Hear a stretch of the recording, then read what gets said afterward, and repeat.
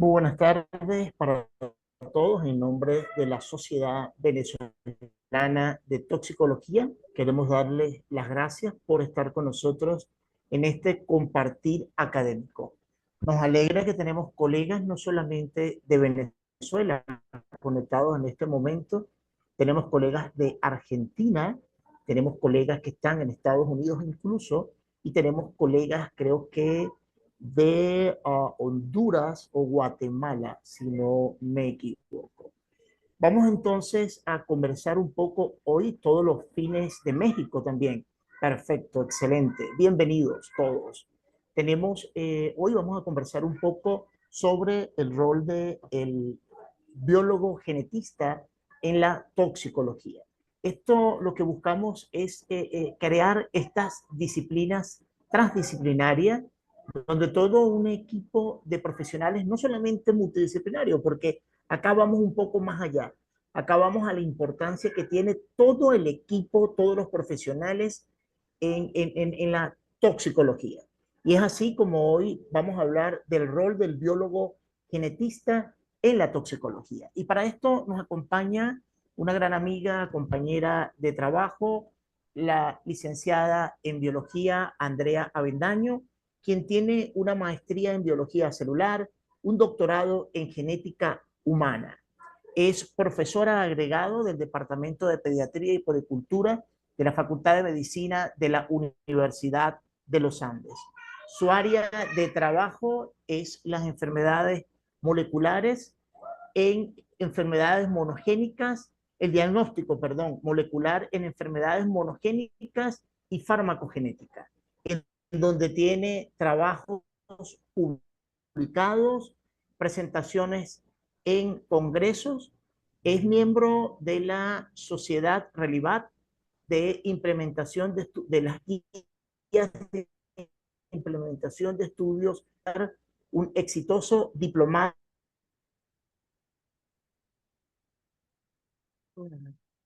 doctora Andrea Avendaño.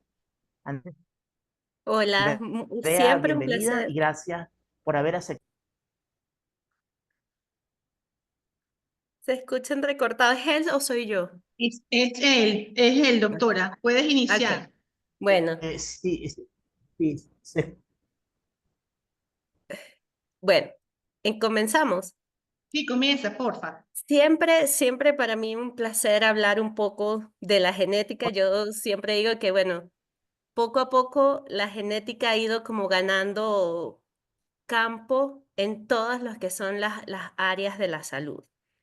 Y en esta oportunidad vamos a dedicar, no creo que hablemos más de 35 minutos sobre cuál va a ser el rol o cuál es el rol que está desempeñando actualmente los genetistas, sobre todo enfocado en la toxicología, pero viendo la toxicología como dentro de todo un área clínica, pues está bastante relacionado con todo lo que es desenvolvimiento, tanto en a nivel médico, a nivel farmacéutico, a nivel bioquímico y todo esto. Entonces vamos a comenzar dando un poco de contexto y viendo cómo los genetistas como parte de toda esta ciencia pura que es la biología, comienzan a establecer una gran cantidad de teorías y a establecer conceptos básicos que todas las ciencias aplicadas utilizan y sobre todo en la ciencia de la salud, que es donde nos vamos a enfocar, usan para generar nuevos conceptos de cada área en específico. Es importante resaltar que en la toxicología no solamente la genética A tiene un ver, papel no importante. entendés. A ver. Ah, Disculpe. Ana María, por favor, puedes... ajá, gracias. ah, Ok, entonces la genética no solamente es la única área que está involucrada en o que le aporta conocimiento a la toxicología. Hay otras ramas también, la botánica, la zoología, la bioquímica, que son fundamentales para el desarrollo y que usan conceptos básicos en la toxicología. Sin embargo, vamos a enfocarnos en la genética, pues yo soy genetista, y además vamos a definir la genética como toda esta ciencia que se encarga de estudiar todas estas variaciones en nuestro ADN y que pueden explicar características que son heredadas o no, dependiendo de qué estamos estudiando, y que además entonces eso está bien definido en una secuencia de ADN que va a constituir los genes y que a medida que vamos aumentando la escala, pues vamos a tener fragmentos de cromosomas, cromosomas completos o un genoma que es básicamente toda la información de ADN que tenemos o que codifica para todo nuestras células y lo que constituye todo nuestro organismo.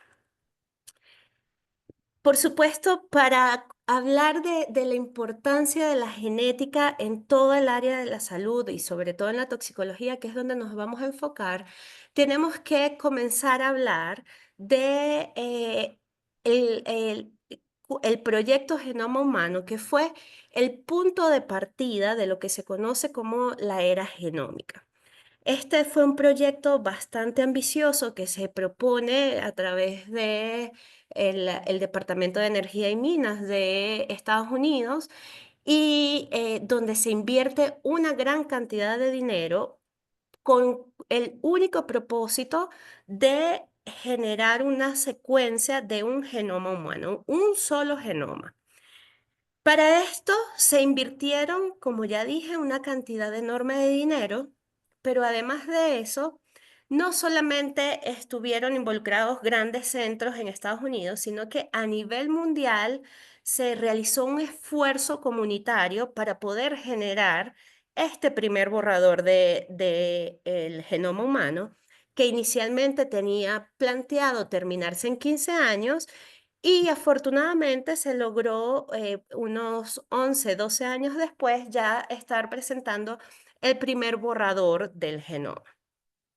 El hecho de que haya tardado tanto, que haya requerido tanto tiempo y tanto dinero, habla de el estado en ese momento tecnológico con el que disponíamos para la época. Eso quiere decir que era bastante difícil generar todas las secuencias, poder ensamblarlas y poder tener un panorama general de lo que era nuestro genoma. Sin embargo, al culminar el proyecto Genoma, o al menos este primer borrador, comienzan a surgir una cantidad de proyectos que fueron impulsados por este proyecto humano, dado que, bueno, en ese punto, un solo genoma, la información de un solo individuo, no nos estaba diciendo mucho. Teníamos la secuencia, pero no teníamos la forma de saber cuál era el contexto de esos genes qué significaba cada una de esas secuencias.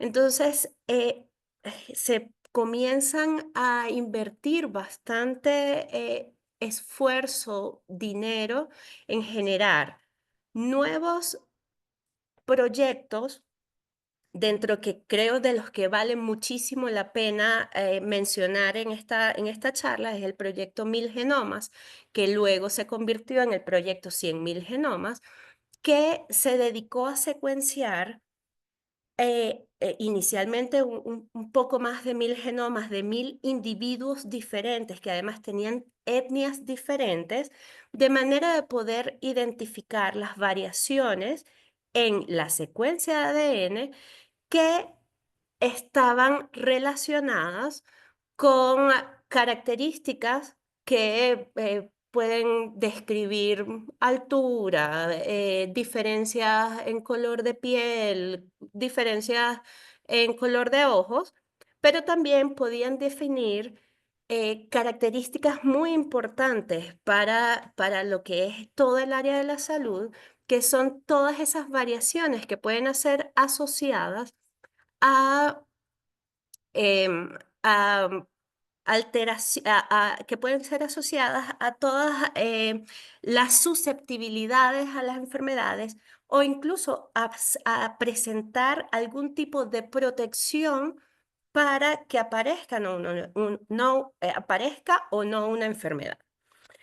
Después de eso, también se comienzan a identificar genes o variantes dentro de esos genes que pueden estar muy asociados a lo que son las respuestas fármacos y se comienza a generar toda este boom muy importante entre la genética, la toxicología, tanto a nivel médico como a nivel farmacéutico para, para entender cómo los medicamentos o cómo las diferentes personas pueden responder a esos medicamentos.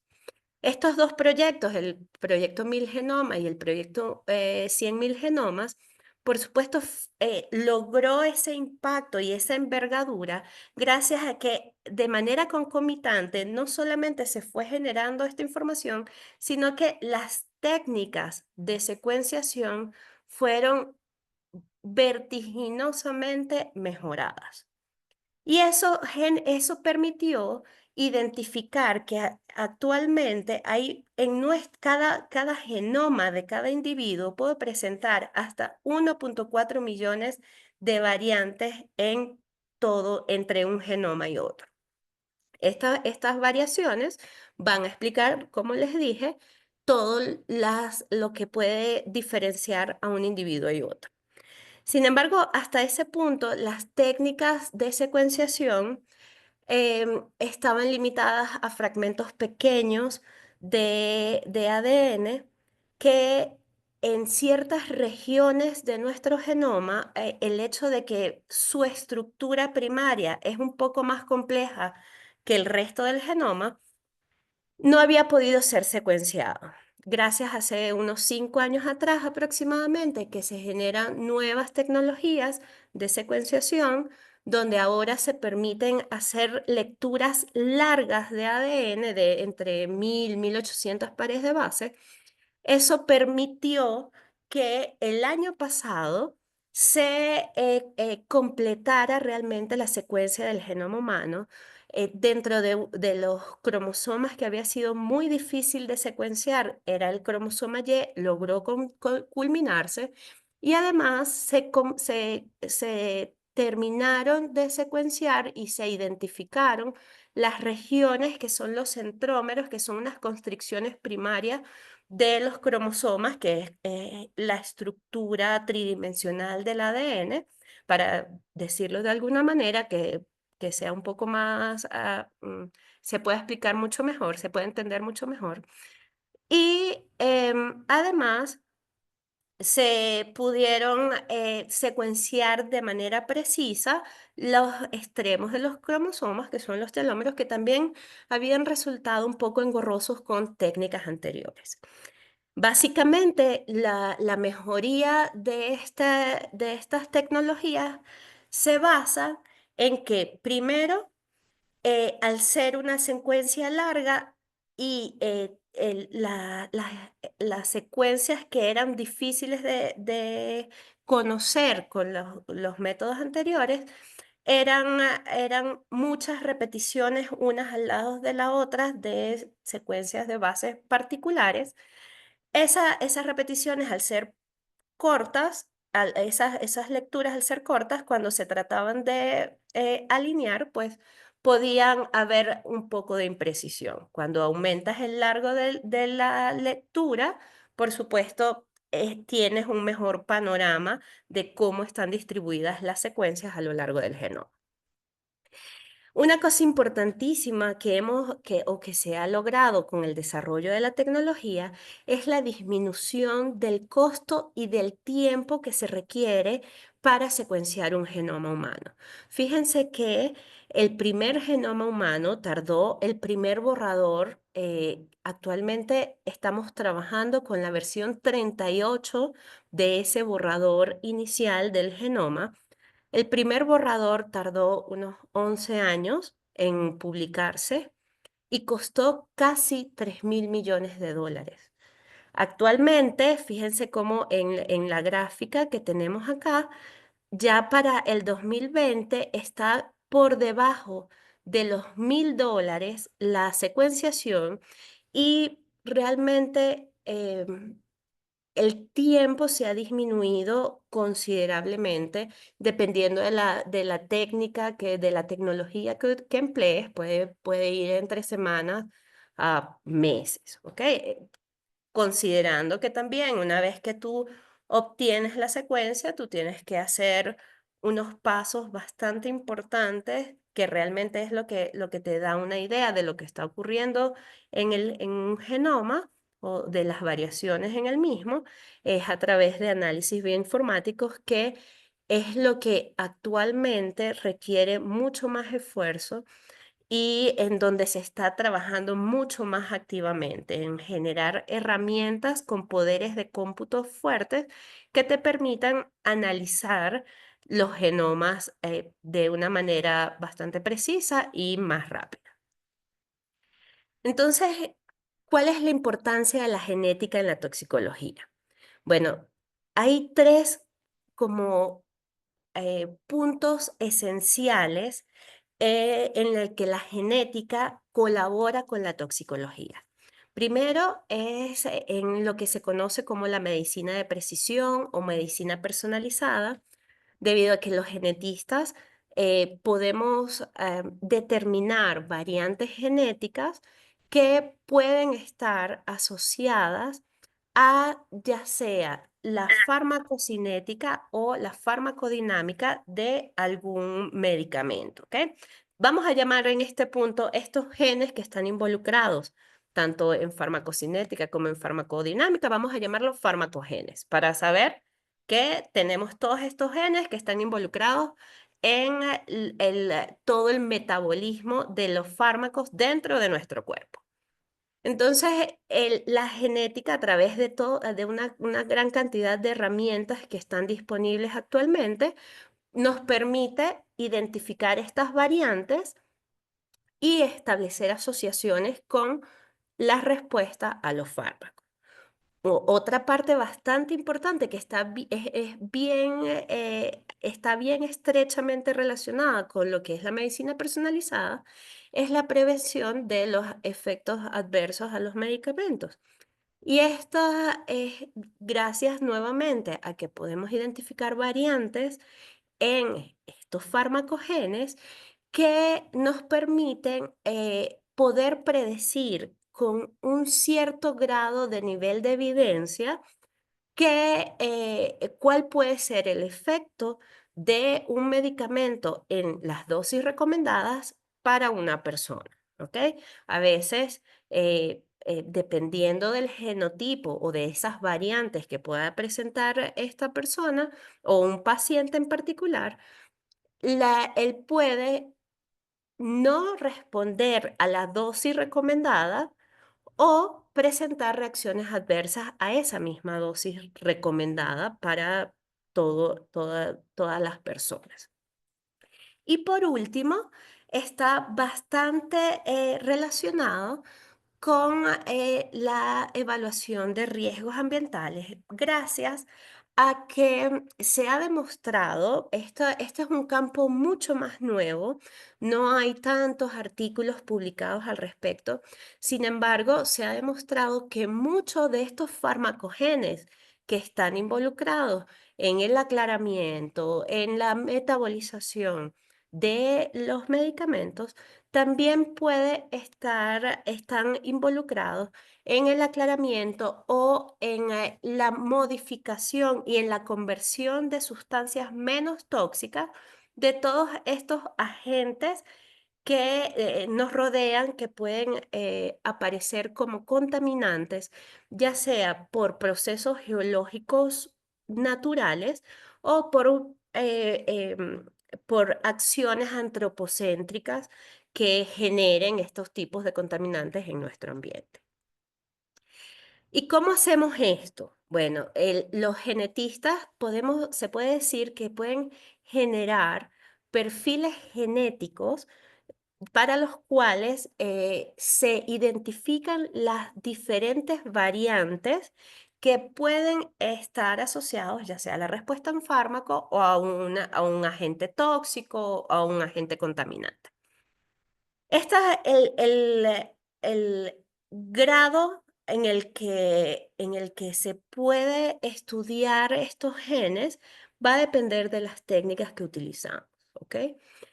Y una vez que tenemos esos perfiles, se pueden establecer unas relaciones entre el genotipo y el fenotipo. Si tú tienes tantas variantes en diferentes genes, en diferentes regiones de todo tu genoma, dependiendo de la escala que estamos usando, tú puedes entonces de alguna forma predecir ¿cuál va a ser el fenotipo de ese paciente?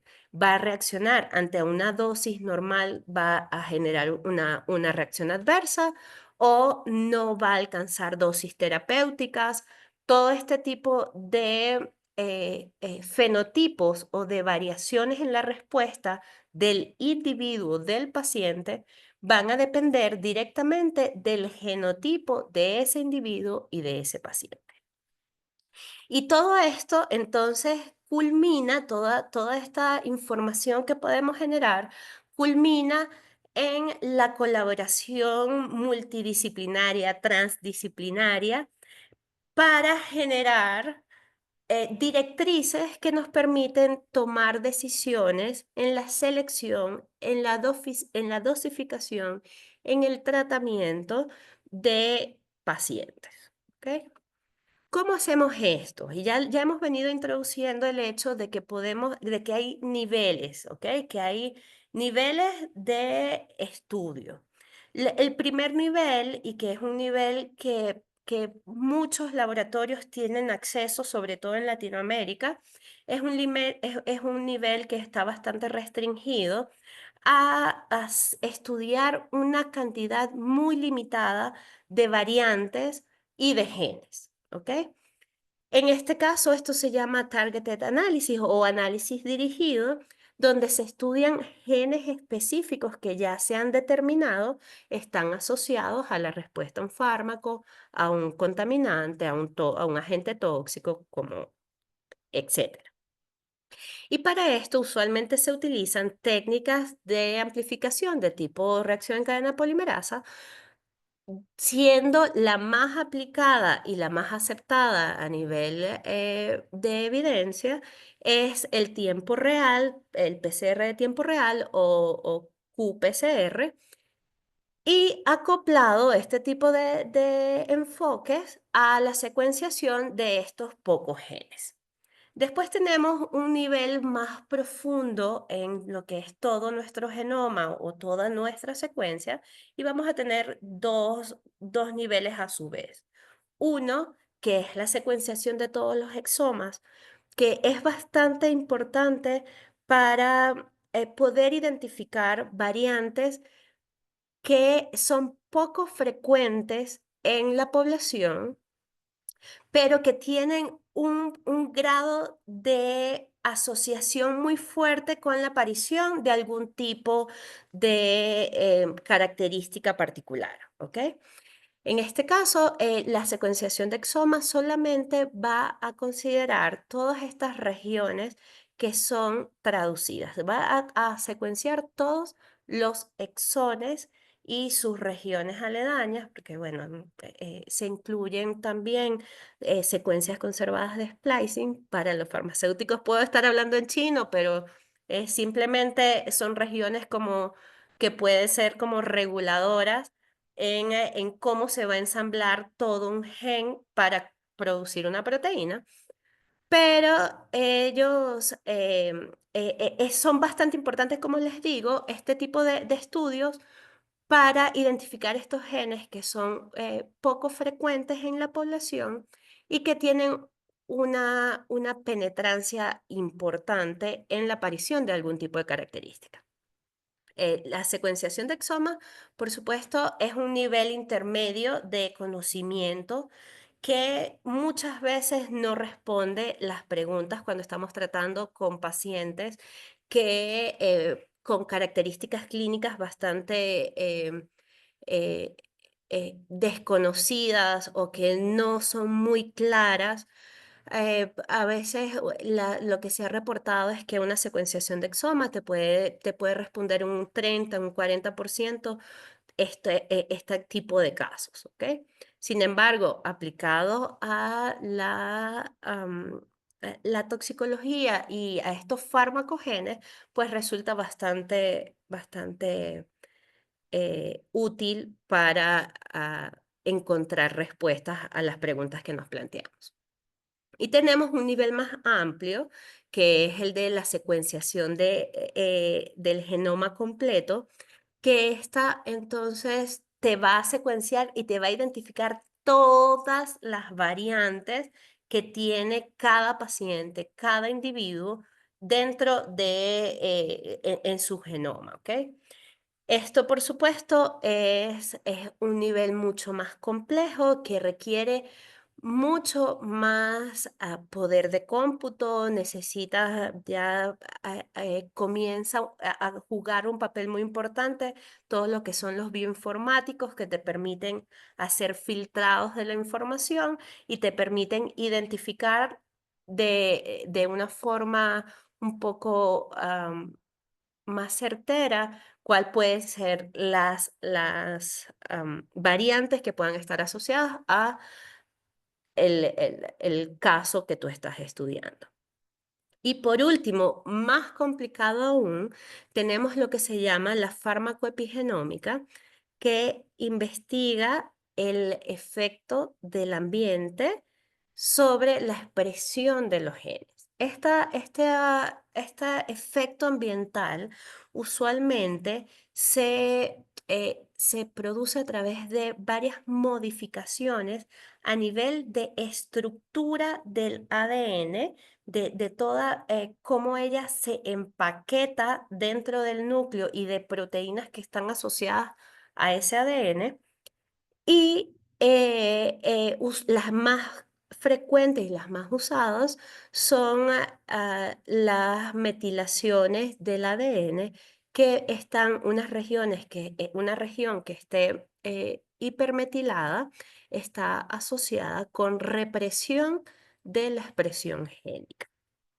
Para eso también se utilizan una serie de técnicas que son un poco más complejas, pero que actualmente hay las herramientas necesarias y adecuadas para poder estudiar todo este efecto de la epigenética en la expresión de todos estos farmacogenes que puedan estar asociados a la respuesta a los fármacos o a los tóxicos.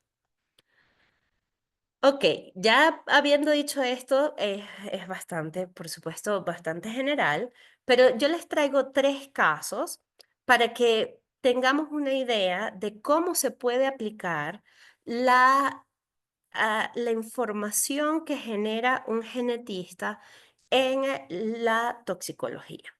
El primero que vamos a discutir es un caso de farmacogenética de cáncer colorectal. Fíjense que la EMA ya recomienda, antes de aplicar el 5-fluorouracilo, realizar este test de este gen, que es el gen de PYD, porque se ha demostrado que variantes en este gen pueden aumentar 26 veces el riesgo de que si un individuo presenta este tipo de variantes, vaya a generar toxicidad que incluso el desenlace puede ser la muerte.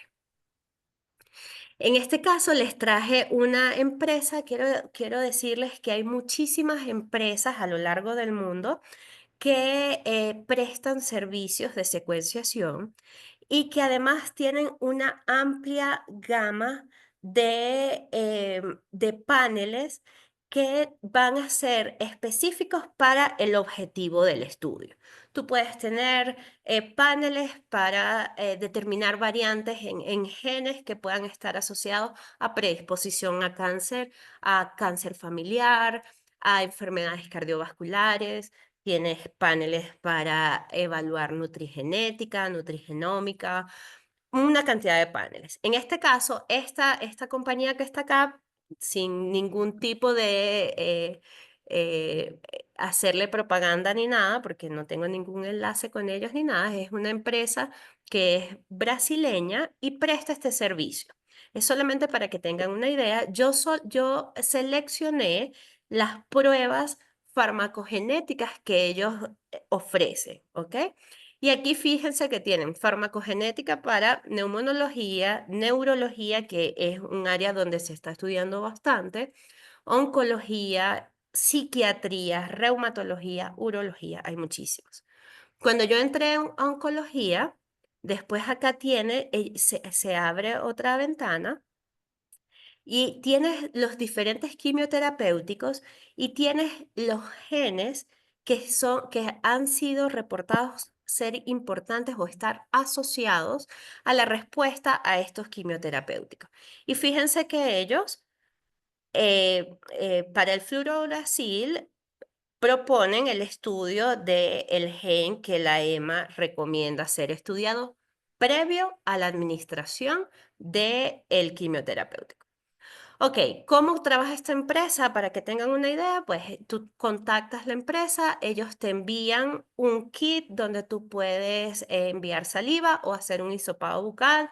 Eso tiene unas soluciones para conservar el material, se envía y a través de secuenciación de nueva generación, que son estas secuenciaciones que permiten eh, eh, obtener la secuencia de muchos genes de manera paralela y tiempo real, ellos te generan todos tus resultados en 25 días.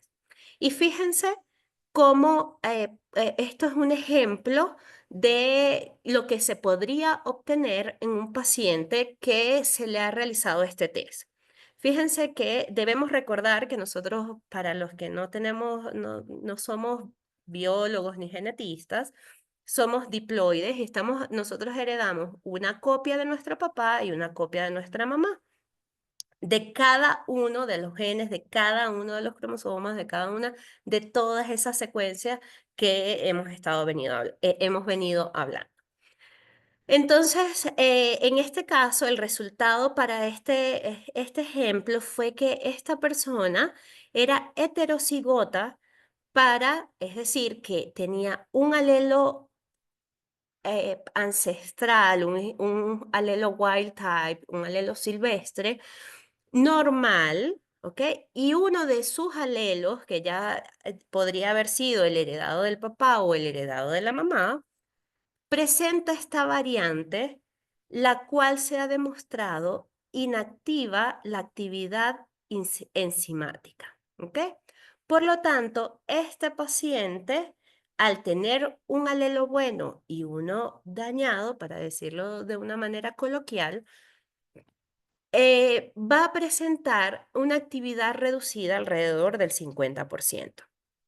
Ahora, nosotros o ustedes como toxicólogos o los toxicólogos, al tener esta información, deben dirigirse a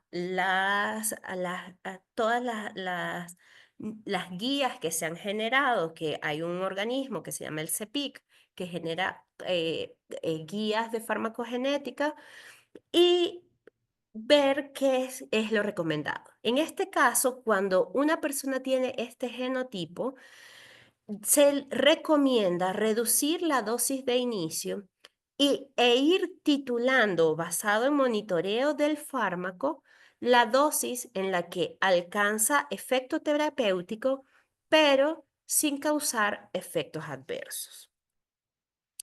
Otro ejemplo que está muy relacionado con la toxicología, con todo el desempeño del papel del toxicólogo en la clínica, es las reacciones adversas, y dentro de los que una de las reacciones adversas más aparatosas y que siempre o que en la mayoría de las veces implica hospitalización, que es bastante fuerte y engorroso la recuperación de los pacientes, es el síndrome de Steven-Johnson o necrólisis epidermal tóxica, dependiendo de la gravedad de la reacción adversa.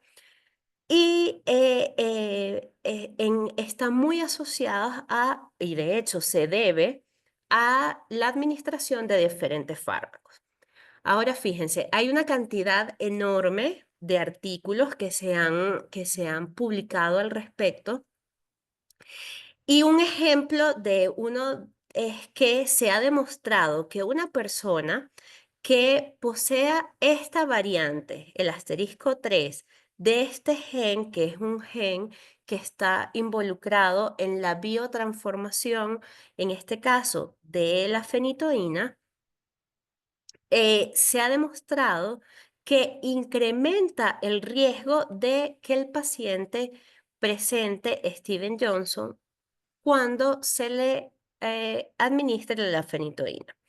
Entonces, muchas veces en muchos países, de hecho, ya se está comenzando a considerar estudios genéticos previos para luego decidir cuál debe ser la dosis correcta para esa persona según su genotipo y si debo o no administrar ese medicamento. También se han hecho muchos más estudios. En este caso, bueno, esto es más o menos las lesiones que causa el Steven Johnson. Esto es de una publicación del 2021 de Frontiers Pharmacology. Y fíjense que estos investigadores encontraron que para la carbamazepina, variantes en los genes que codifican para el HLA-B están ampliamente asociados a la aparición de este tipo de reacciones. Y ya para finalizar, vamos a hablar un poquito de lo que es la toxicogenómica, que lo hemos estado introduciendo, pero lo hemos dejado bastante al margen y hemos hablado más de la reacción de los medicamentos, pero que también está ganando bastante fuerza en la aplicación de las técnicas genéticas para poder identificar variantes, biomarcadores e incluso efectos que pueden causar la exposición a diferentes contaminantes o agentes externos como metales pesados, contaminación del aire, nanomateriales y compuestos orgánicos de tipo benzopirenos. Hay pocos, como les dije al principio, no se ha generado un bloque muy grande de información, pero sí hay varios grupos que están trabajando al respecto y que es bastante interesante para el área de la toxicología. Y fíjense que, por ejemplo, gracias a la aplicación de técnicas genéticas, se ha demostrado que la exposición a metilmercurio, que es la forma más tóxica del mercurio para nuestro organismo, ha determinado que variantes en este gen, que es el ABCS4, este es un gen que se encarga es un transportador de eflujo, de sacar sustancias, no solamente el metilmercurio, ¿no? Él está en las células para sacar varios tipos de sustancias. Y algunas variaciones se han asociado a protección contra la exposición de este agente. También se han demostrado que a través del estudio de secuenciaciones de ARN, de estudios transcriptómicos, otro grupo de investigadores ha determinado que hay cambios de expresión en la corteza cerebral que puede estar asociado a síntomas de demencia que pueden presentar los pacientes cuando son expuestos a dosis muy bajas del metilmercurio. Y además se ha determinado que la reducción el número de exosomas, los exosomas son como organelitas que pueden emerger de las células, son evaginaciones que se desprenden de las membranas celulares que pueden o no llevar compuestos de un sitio al otro porque tienen la capacidad de fundirse fácilmente a las membranas. Entonces sirven como transportadores de moléculas. La reducción de este número de exosomas, de la generación de exosomas, es considerado actualmente un biomarcador para la severidad de la exposición a este metilmercurio. También se han hecho estudios bastante amplios en todos los contaminantes y todos estos tipos de agentes externos a los que podemos estar expuestos. Y fíjense que hay varios artículos que están publicados donde se habla de la contaminación del aire y han observado que en personas que están expuestas a polución del aire continuamente, presentan patrones de metilación. ¿Se acuerdan que estos patrones de metilación son estos cambios epigenéticos que hablamos antes? Que además es cómo el ambiente interactúa con la expresión de nuestros genes. Y se ha determinado que hay patrones alterados en estas personas que están expuestas a contaminación del aire que están asociados a un incremento en el riesgo de la aparición de diabetes, de enfermedades neurodegenerativas y, por supuesto, de enfermedades respiratorias. Todo esto, entonces, nos da una idea de cómo el genetista haciendo o determinando, ya sea variaciones a nivel de expresión de genes o a nivel de secuencia de esos genes, puede dar una idea o predecir un poco cómo se va a comportar un individuo o un paciente ante determinado estímulo. Quiero decirles que no es tan sencillo. Esto es una charla de divulgación bastante sencilla para que entendamos un poco todo lo que podemos hacer, pero es algo más complejo donde todavía quedan muchos huecos por llenar y que además lo que se necesita es generar muchísimo más información para alcanzar unos niveles de evidencia que sean mucho más aceptables y lograr lo que es la traslación de muchos de los estudios que se están haciendo en el laboratorio a la práctica clínica. Para esto entonces ya termino presentando el grupo multidisciplinario, transdisciplinario en el que colaboro, donde está el doctor Alexis, que está constituido, por supuesto, por farmacéuticos, por bioquímicos, y en nuestro caso, actualmente nosotros estamos trabajando en farmacogenética en pacientes con epilepsia. Entonces, tenemos involucrada también la unidad, el servicio de neurología del hospital donde trabajamos, en el IH ULA, para poder estudiar pacientes con epilepsia y no solamente tratar de identificar variantes que puedan estar asociadas a la respuesta a los anticrisis o antiepilépticos, sino también poder identificar algunas variantes que puedan estar presentes en nuestra población, que puedan explicar una alta incidencia que tenemos actualmente de Steven Johnson en nuestra población.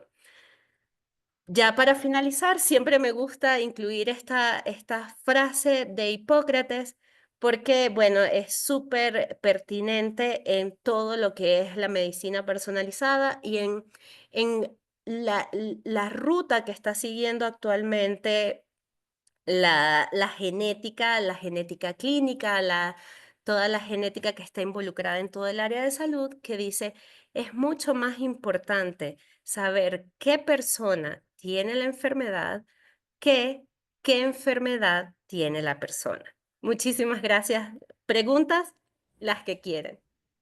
Bueno, excelente. ¿Me escuchan bien? Tengo problemas con mi señal. Si me falla, la doctora Yolanda está pendiente. Excelente tu presentación. De verdad que era lo que queríamos. Nuestra intención como la Sociedad Venezolana de Toxicología en esto es compartir exactamente es eso, ¿no? Mostrar todo lo que hay, todo como toxicólogos inclusive que podemos hacer. Y fíjate, doctora Yolanda, lo que siempre hemos hablado, ¿no? Esto es interesante porque nos permite dar perspectivas diferentes en el manejo de pacientes. Y nosotros ahí, casualmente lo decía Andrea, estamos en varios grupos y una de las ventajas de este tipo de estudio hoy en día es que hay grupos esperando por muestras, ¿no? Me explico. Hay grupos de investigación en toda Latinoamérica e Iberoamérica que tienen áreas definidas de investigación y que están necesitadas muchas veces de muestras de pacientes con fenotipos específicos para hacer este estudio. O sea, no es una limitación, no es un problema que sea algo, uno dice, uno ve la farmacogenómica como algo muy costoso, como algo complicado, y realmente si tienes un buen equipo transdisciplinario, mira, yo creo que se va bien. Mira, nosotros ahora en toxicología, antes empezábamos por tener una sección de toxicología médica, luego empezamos con una sección de farmacocinética, luego empezamos con una sección de farmacovigilancia y hoy en día podemos decir que estamos iniciando una sección de farmacogenética. O sea, ya estamos elaborando informes farmacogenéticos desde nuestra unidad de toxicología. Y esto es interesante, porque esto nos hace crecer como grupo, nos hace crecer como equipo. Y yo siempre he dicho algo, quien se beneficia es el paciente. Aquí nadie lidera, aquí nadie sabe más que el otro, aquí todos. Me encantaba ahora, Andrea decía fármacos anticrisis, y mira, hemos ido aprendiendo cada uno del otro. Los epileptólogos no les gusta que uno diga fármacos anticonvulsivantes, sino fármacos antiepilépticos, y ahora es fármaco anticrisis. Entonces, qué interesante que ahora, fíjate, todos hablamos el mismo idioma porque estamos en el área de la epilepsia, pues. Y eso es súper interesante. Tenemos dos trabajos, fíjense que ya en un grupo de 65 pacientes, creo, Andrea, no, logramos ver en el SIC 12-9, en 3 pacientes, el polimorfismo asterisco 3, asterisco 2. Y esto nos indica que estos pacientes son pobres metabolizadores. Quiere decir que si estos pacientes, que son pacientes con epilepsia, hacen un estatus y en una emergencia de cualquier hospital le colocan Epamin, pueden tener problemas. Entonces, fíjate cómo ya esto va a generar que estos pacientes tengan su propio estudio farmacogenético, que lo carguen a la mano. Y bueno, claro, hay que empezar a educar ahora a los profesionales de salud qué significa eso, porque nos pueden llegar a la emergencia con un carnet farmacogenético y vamos a caer igual, empezar a voltearlo por todos lados y no entenderlo, ¿no? A mí de verdad que he ido, como dice Andrea, no es algo, bueno, para mí es más complicado. Andrea dice no es algo fácil, si ella lo dice, imagínate para uno todo este tema, ¿no? De verdad que te felicito y te agradezco que te hayas unido a nuestro grupo. Esto nos hace aprender, nos hace... También ahora tenemos unos pacientes, 2 pacientes que tuvieron Steven Johnson y gracias a la Universidad del Rosario estamos esperando unos estudios farmacogenómicos para que nos expliquen desde el punto de vista farmacogenómico por qué se debió ese Steven Johnson. Es complicado, no es fácil, cada vez hay más genes que se involucran en esto. En este momento tenemos apoyo de la Facultad de Medicina de la Universidad de Chile y de la Universidad del Rosario de Colombia. Así que yo los invito a que quienes estén interesados en esta área no le tengan miedo. Hay ayuda, mucha ayuda, y bueno, quiero que por las preguntas, vamos a ver aquí entonces, ¿quién quiere preguntarle a la doctora Avendaño? Por favor, adelante, levante su manita y les damos la oportunidad.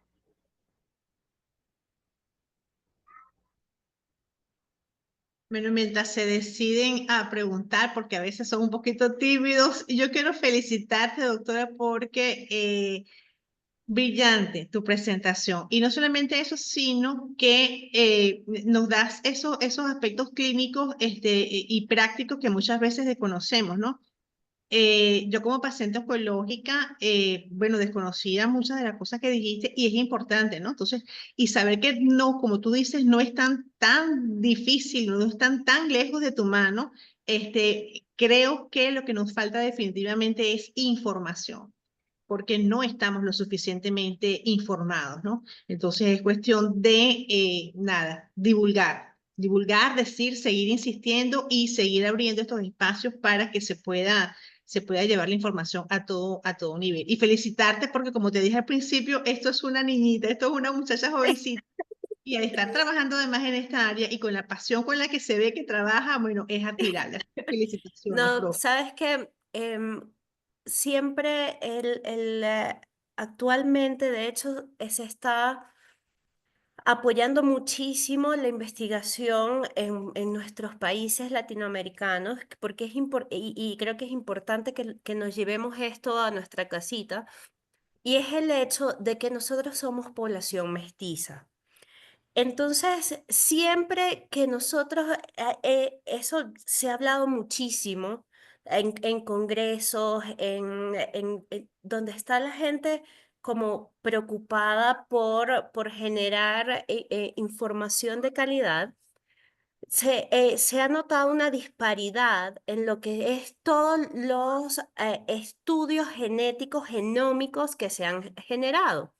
Entonces es importante tener en cuenta, y es en algo en lo que la sociedad y todo el Relibaf y todas estas sociedades de farmacogenética hacen mucho hincapié, es que lo que puede estar publicado para poblaciones caucásicas, para poblaciones que son de orígenes ancestrales eh, bien definidos, no necesariamente es extrapolable a nuestras poblaciones. Entonces, hay veces, siempre se me acerca muchísimo una persona, personas y me dicen, mire, ¿qué te parece si yo me hago este test de fármaco, de nutrigenómica, por ejemplo? Yo le digo, pues adelante, si lo puedes pagar, hazlo. Pero quiero que tomes en cuenta que posiblemente ahí se están considerando variantes en el ADN que no sean las más frecuentes en nuestra población. Eso no se ha investigado. Y eso es muy importante saber que realmente es necesario una inversión en lo que es el estudio de nuestras poblaciones como poblaciones mestizas, porque las frecuencias de las variantes de los genes que son importantes, ya sea para predicción de susceptibilidades o para estos farmacogenes o lo que sea, siempre pueden variar entre una población y otra. Y hay casos particulares que se han descrito que una variante en una población puede ser de riesgo, mientras que esa misma variante en otra población puede ser protectora, por ejemplo, o puede ser inocua. Entonces, no es, por eso no es tan fácil, se escucha muy bonito nuestras pruebas, pero a nosotros como población latinoamericana nos falta bastante para poder considerar todas estas pruebas como nuestras. Y por eso cada estudio que se hace en el área es ganancia. O sea, el hecho de que ya nosotros estemos determinando frecuencias de estas variaciones y que los encontramos en nuestros pacientes es súper importante y es un aporte muy grande porque entonces estamos reconociendo cuáles son las frecuencias propias de nuestras poblaciones y poder en un futuro generar pruebas que sean dirigidas a nuestra población, que yo sé que yo tengo que incluir ciertas variantes que no se incluyan en una prueba para caucásicos, por ejemplo, porque en ellos no es frecuente, pero en nosotros sí es frecuente. Entonces, siempre llevarnos como en mente que nosotros como población mestiza tenemos nuestras limitantes que poco a poco se deben ir solventando. A nivel de Latinoamérica se está haciendo un esfuerzo bastante grande para conocer todas las poblaciones.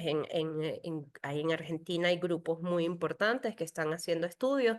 En Uruguay también hay grupos importantes. En Chile, en Brasil, por supuesto, que siempre en Ecuador también hay algunos grupos muy importantes que están estudiando lo que es el componente étnico de cada una de las poblaciones en estos estudios genéticos y farmacogenéticos o epigenéticos incluso. Perfecto. ¿Alguna pregunta? La profe Todos. Yalixon siempre nos acompaña por allí. Si estás escuchándonos, profe, hemos tenido problemas con la señal. No sé si esté por allí la profe hablar y quiere hacer algún comentario. Sí, profe, tienes la palabra. Adelante, profe.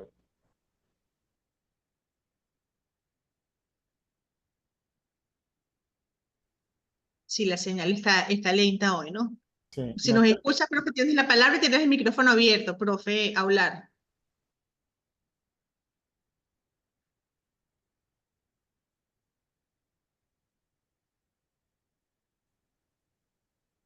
No, ni se mueve el micrófono. ¿Algún otro comentario mientras se le activa el micrófono a la profesora a hablar? Aprovechamos y le damos la bienvenida a todos los participantes, que tenemos participantes de México, vimos por allí Argentina, Estados Unidos, Guatemala, Honduras, dijo el profe Alexis. Bienvenidos todos a este compartir. ¿Listo, profe? Mira, ni se le mueve el micrófono. No. Ajá. Hace ratito, Prueba a ver. ahorita, creo que sí.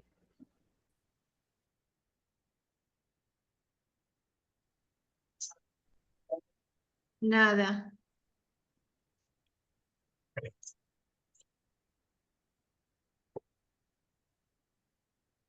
No, nada.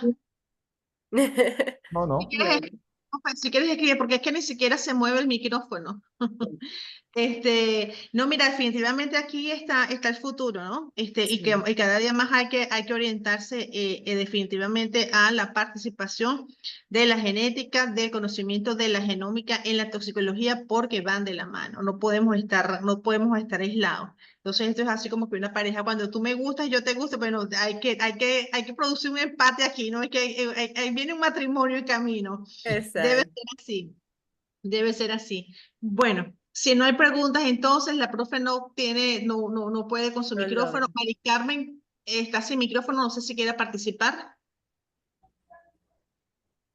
No, los micrófonos están como que congelados allí, ¿no?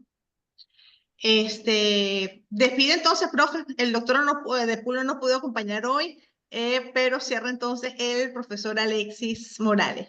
Bueno, nada, en nombre de la Sociedad Venezolana queremos agradecerte, Andrea, por esa excelente presentación, a todos los que estuvieron acompañándonos la tarde de hoy. También queremos invitarlos para nuestro próximo domingo académico para finales del próximo mes, que estaremos también conversando sobre un tema súper interesante, algo que tiene que ver con muchos mitos que hay sobre el autismo.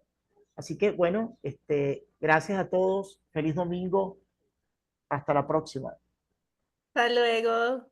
Feliz Gracias, domingo. profesora. Hasta luego. Hasta luego.